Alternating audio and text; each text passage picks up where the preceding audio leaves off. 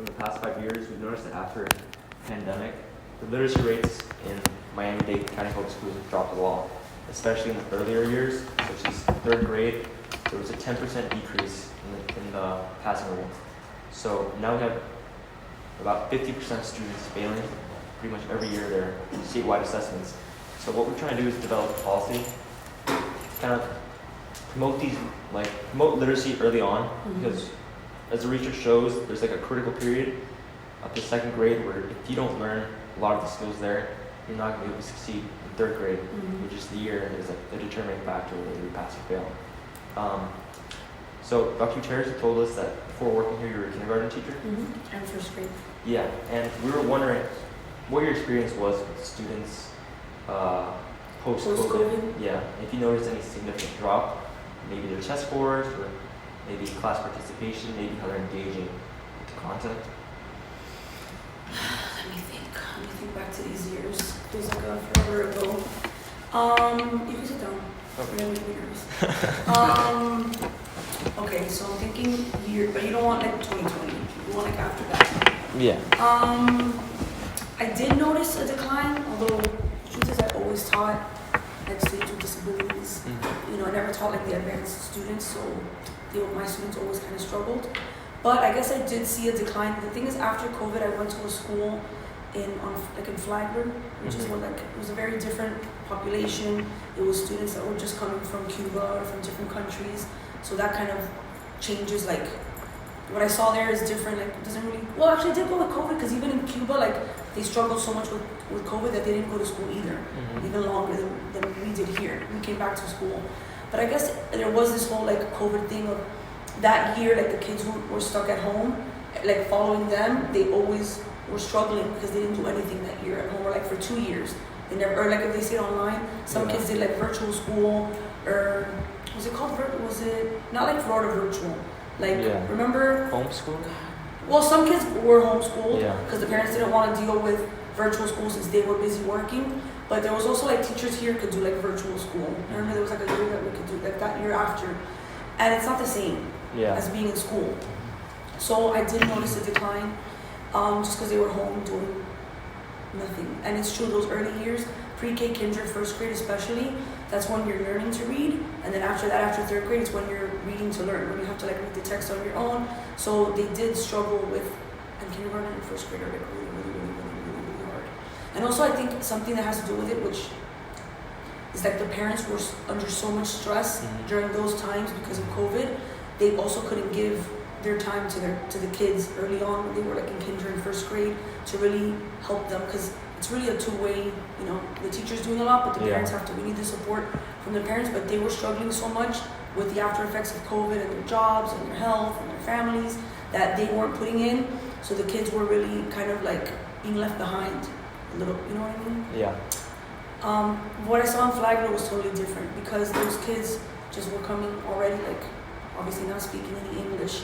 And then they had barely been in school in Cuba, and the school, a lot of them were from Cuba. I mean, some were from other countries, but, and then in Cuba, they would say like, oh no, yeah, they went to school, but they're, you know, because of COVID, it was just like half a day, and they were just like playing around, they weren't really like learning anything, so they struggled like a lot. I don't know if before COVID in Cuba it was different. I don't know if it was like, the school was more strict or educational. So do you think maybe there might be a lack of resources from the county for these immigrant and low-income communities? You know, the school I was in gave them a lot of resources. So I don't know about all the schools, but where I was at Flagler Elementary, they really worked with that population and gave them like extra books and gave them extra tutoring, like free tutoring after school, before school, extra access to like computers to do like the computer programs. So I didn't see that. Okay. So do you think those? Do you think those resources would like really made an impact on those children? I do. The only thing is a lot of them didn't use it, but the ones that did use like the free tutoring, the free like computer lab, the ones who would use like the text, they would give them like not reading books, but like those workbooks. You know, those workbooks that went over different skills. Those that really used those resources, I do think it helped them a lot. Like it helped bridge the gap. You know. So what do you think would be like the best like way of essentially like not fixing the problem but trying to get one step closer to it, like an increase in literacy? You know something else that happened that I think would help? It's kind of like both.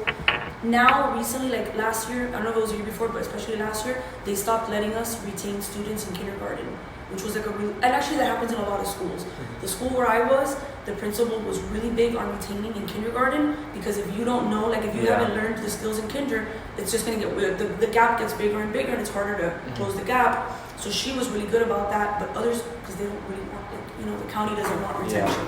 They don't. So other schools wouldn't let you retain. Where I was, she would, but last year, and she was big on it because she was like, this is my house, and we have to make sure that it starts young. Like they can't get to second grade or third grade if they don't have what they need in kinder and first. And last year, the superintendent would not allow anyone to retain. So I had students in kindergarten last year who I knew could not read. They had Fs the entire year, and they were like, no, you have to go on. I don't know if it was like what is it? I saw yesterday on the county group. It was called like the COVID grace period or something. Yeah. And someone said like, oh no, the COVID grace period is over, but I don't think so, because that just happened this last school year. Because even before, like if I showed that they had Fs or Ds, which in kindergarten it's like U's and M's, but you know they didn't get like the 4 points at the end of the year, like I could fight it and I could retain them. The parents could complain or whatever. But last year it was like, no, like even if they're failing, they have to go on to first grade, which is a big problem. So I think retention in elementary school would really, not elementary, in kinder especially, because they wait to retain them in third grade, but now it's too late. They're already, first grade gets harder and then second grade gets harder. First grade, the difference from kinder's already hard. Kinder's really, really hard. I've taught both, and now my son is in first grade. In kinder, it's hard for them. Yes, you're learning to read, and really a lot of the kinder stuff is really first grade. Like in kindergarten, we start teaching, because we used to do the SAT. Now with the new FAST test, with the FAST, now we don't do the. Let me put this down. Oh, I threw a little paper. Yeah, this is fine. Last year was the first year we didn't do the SAT, but the SAT was really hard. So the kindergarten teachers, especially starting January, it was like crunch time. We would have to prepare them for the SAT that was coming in April, and that was like first grade material. Yeah. So we would work really hard to like get them ready for that. Now there's no SAT. Now the new FAST test, which they don't have one for kinder and first, so they're using a different one, which I completely blanked out on the name. But the program is called Renaissance. But it's more like a very easy like baby test. And I think that's not helping either, because before that push to like help them get ready for first would help a little bit, because first grade, like you're like on your own. Yeah. Like in kinder you're learning to read, but first grade you should still be learning to read, and you are. But then they start like third week of school, read this story on your own, answer these comprehension questions, and it's like, oh my god, they're 6. And I know because my son's doing it now. Yeah. And my sons are pretty. He's really, really, really, really bright, and I have to have him in tutoring for reading, because it's hard to, you just started learning how to read, and now it's like read this entire story, which they might seem short, but they're not. I can't show you now, but I don't have it. But it was like 3 little paragraphs. But to read that all on your own and then answer 6 comprehension, and you have to read the question, the choices. That's a lot. Yeah. And it gets really, really hard. So if you don't, and that's what I would tell the parents, because the parents never want their child to be retained in kinder. But it's like, if they're already struggling in kinder, if you're gonna let them go to first, they're gonna start off already drowning, and it's really hard to come up from that. And it also messes with their self-esteem a lot, because they just feel like a failure. They see other children reading and going on, and this is like Chinese, like they can't read this at all, and it just gets harder to close the gap. So I think retention in kindergarten would be the biggest thing to help. And I know in my school they would do it, but around the county they would not. And I mean that's like a county, I guess, issue. They just don't want to show like retention. But how can they, then they're going to retain them in third, and then they're going to stay another year in third, because I would see that a lot. They stay another year in third doing the same thing, same method, same teaching style, same textbooks, and they're not getting any better. Yeah. So it's the superintendent last year who implemented a thing about no retention in kindergarten. Yes. At least that's what my principal told me. She was like, no, the superintendent, he's like, whatever, because they have to turn in a list to him for approval, I guess. And she was like, he's saying no to all of them. And I was like, but this child can't read. Like, they can't write. Like, they're failing. And she was like, I know. So you say that there's like a form of neglect in terms of this area? I think so. I think so. I think if you can't read, you definitely shouldn't go on to first. Yeah. That's hurting the child.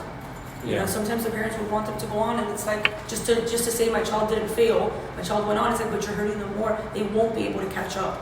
I mean, And they maybe just you fail would later. have, huh? And then they just fail later. They're just gonna fail again. Yeah. Then they're just gonna start off first grade already failing, and it's so hard in first grade. You could, if there's like a lot of tutoring, like if the parents have like a lot of access, which a lot of the parents, like the free tutoring would be once or twice. But those kids need more than that, like to be able to catch up. And then the parents couldn't afford like a tutor. Like I paid for a tutor for my son. Not everyone can do that. So then it's just so sad, so bad. So I really think that retaining them, giving them the foundation early on would help. It would 100% help. What else? I don't know what else. What have I not answered? And what do you think like the causes are for like that dip in the scores after COVID? Well, I think it's just those years, and I think all the grades, not just the little ones. The Yeah. third, like there was that year of like those, I don't remember, well, the 2020, whatever year they were in. Like my daughter was in third grade that year, which is an important grade too. Mm-hmm. So she did that. Oh no, she was in second grade. The year of COVID, that she came home and didn't finish second grade. But then the following year, when she was virtual the whole year, because some kids came back in October, Yeah. but some didn't, because some schools didn't, like her school didn't allow it, or it was just a disaster. So she was home all year. Yeah, she finished her grade, but did she really do it the right way? Did she really learn everything she would have? She did not. So that year, like those kids that were like that year for kinder, for first, for second, for third, they missed so much. So they've always been like a little bit behind. Because it's just not the same to learn at home than it is coming here every day. Yeah. You know, and also like the social distancing, the masks. Like I teach in kindergarten with a mask. With a kindergarten, they have to be able to see my mouth. The way that I form like the word, the sounds, everything I do. And I would be like, some people would wear like a clear one, which wouldn't work. That made, because you can't hear me the same, like everything, that made a difference too, I think. It was necessary. Because kindergarten's very big on like mimicking and nerves. And just seeing every, like where do I put, because it's like all the sounds are like, where do you put your tongue with your teeth or the top of your mouth or this and that. And it wasn't the same, you know? Everything being digital, that was another thing. Everything being online, which I know you guys are used to, but that was another thing for my daughter in third grade. Before COVID, it would have been, you know, in third grade, it's like the FSA, so you're like killing and drilling, reading passages, but you have it in front of you, and you have your highlighters, and you're highlighting your, you know, your this and your that, and where you found number one, and you go back. She couldn't do any of that. Everything had to be a giant text online and like a little font. It's not the same. Yeah. To really dissect a reading passage and look for answers on a piece of paper, you know, than it is on the computer on a screen. And I remember I hated that for her. I would see it and I'm like, oh my God, wait, go back, wait, do this, that, like, can I highlight this now? Oh, I found the answer here, wait, let me scroll to number 4. I feel like that, all of those things combined really messed that year, those 2 years, 2020, where you had to leave early, and then the following year where it was all masks, online, that's just the reason there's that decline. Like it's still, like we haven't caught up. Yeah. I think. Yeah. We agree. And do you think, I know Dr. Gutierrez mentioned like a summer program for the students that aren't doing so well to continue for free in the summer and kind of drill those reading skills before they go on to the next grade unprepared. Do you think that would be another good solution to it as well? I think that's good. They don't offer it to everyone. Yeah. I remember I'm trying to think of last year, like you had to really be failing to get it. I think it's good. Actually, no, you know what? You didn't have to be failing. Now that things come back. Because I remember I wanted my son to do it and he wasn't failing. Like he passed just fine, but since I taught kinder at first, I knew like, oh, he's doing well, but like it's gonna get really hard. Like he needs to be somewhere else. And I know you're thinking, but you're a teacher, just you do it, but it's not the same. Yeah. Like when it's your child. But anyway, so I remember I wanted to get him in that program, but it was really difficult because they would only allow like a certain amount, and then they changed like the schools that it would go to, and it was like a school super far away from my house. And it's like in the summer, for that summer program, you can only miss like 2 days or something like that, and they kick you out. And then everyone goes on vacation in the summer. So like usually, I mean, you know, so it's like I'm gonna be out that week, and then I'm like stuck. I got out of the program. But also the training, like the teachers in that program, not all, but it kind of depends on who you get. You can get somebody who's like, because you know it's like the summer, and like teachers. I've never done it, but teachers are doing it because they need the money. But it just like in all schools, it just depends on who you get. I could have put my son there. He could have gotten an amazing teacher, and would have really helped him for first. Or it could have been someone that was like, okay, take out your computers and do it ready. or like do a computer program and like just pass out worksheets. So, but if someone was struggling, I would tell them to do it anyway. And I think it would help if they had somebody good that was helping them with those like foundational skills that they missed in kinder or whatever the previous grade was. So do you think maybe this program right now is like a bit inaccessible to a lot of parents because of like where the schools are or like the threshold to get into it? Yeah, not all, but it depends. Some people were lucky they had it right next to them. Like I had like, oh, I don't know if you know, do you guys live around here? Yeah. Oh, because I like live right here. Do you know there's a school called Village Green, which is like by St. Kevin Church? Whatever. But it's not that far. It's like 8 minutes away. I could have taken my son there. I would have had no problem there. But then they only allowed kids in that neighborhood to go to that school. For me, I had to go all the way. I don't even remember. It was like by Tropical Park. Like I wasn't going to go at 7 in the morning to Tropical Park. Yeah. So for some parents it worked because some, like the people who lived around Village Green, could go right there. But then for others, it wasn't accessible. It was too far away to get there. And then they would like give you a bus, which I guess is good because it would provide the bus, but I'm not gonna stick like if he was 5. Like he was like, no, he was 6. But I'm not gonna put my 6-year-old on a bus to go to Tropical Park. Yeah. But that's just me.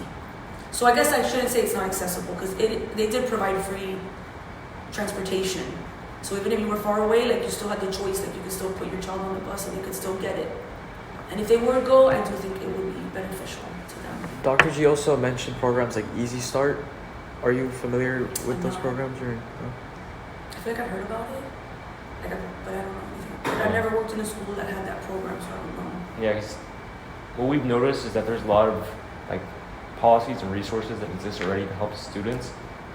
But the issue is a lot of times it's not really being applied to a lot of the students that need it.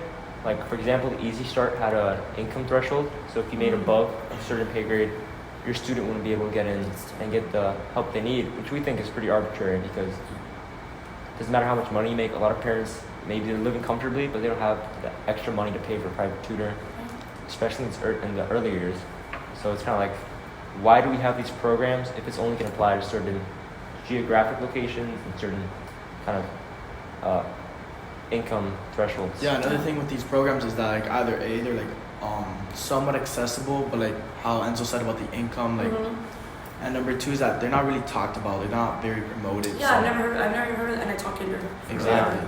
And So- I feel like I've seen that name, like I've heard it, but I don't even know what it is. I don't know who offers it. I don't know where it is. I wouldn't even know to offer that to parents if they needed it, because like you said, it's not talked about. Especially like my parents come from Cuba, so they barely know how to like really use technology. So like they would for They sure would never never know, hear about They that. would have to hopefully be in a school like the one I was at that had like a great counselor, great support that would tell them about those things.